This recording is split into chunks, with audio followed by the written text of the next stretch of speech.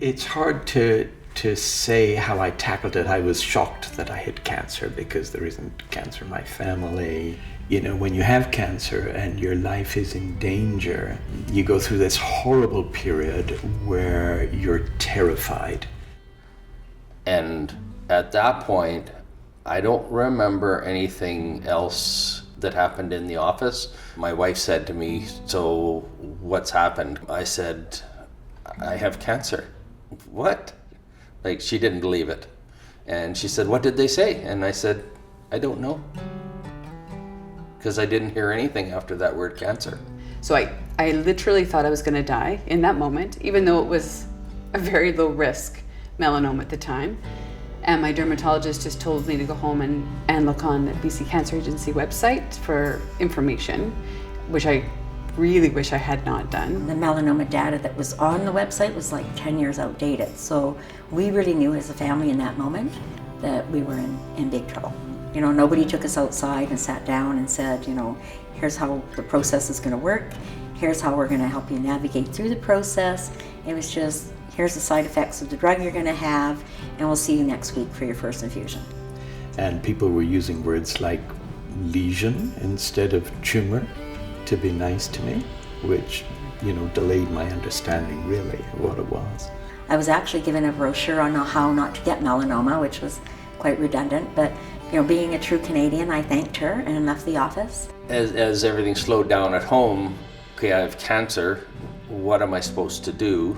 There was no cancer center in Prince George. I didn't know anything about cancer. My husband and I had been trying to have kids.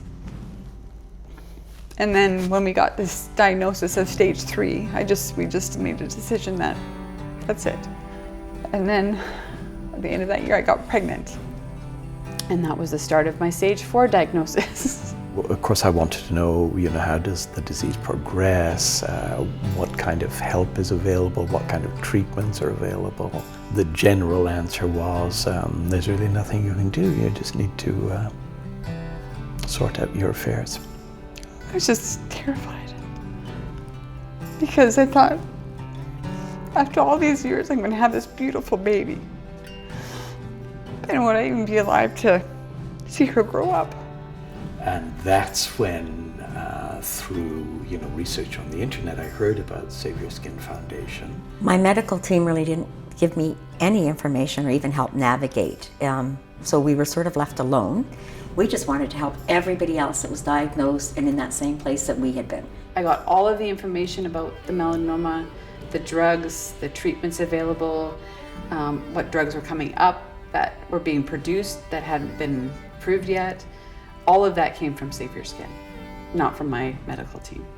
I got a sense of support and companionship there that I did not ever feel in the medical community. When you're dealing with a cancer, that's all you want is something positive. I was left alone in a very dark place, and it was incredibly tough, and I really don't want people to be there and in the 21st century. To someone that's just been diagnosed with melanoma, I would say keep hope.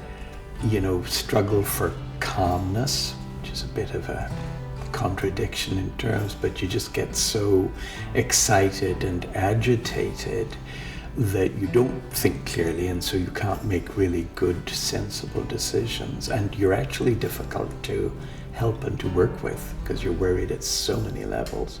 You're not alone.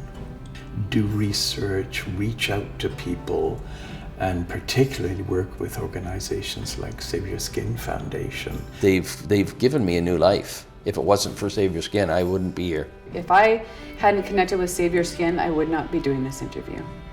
My daughter wouldn't be here. It's the truth.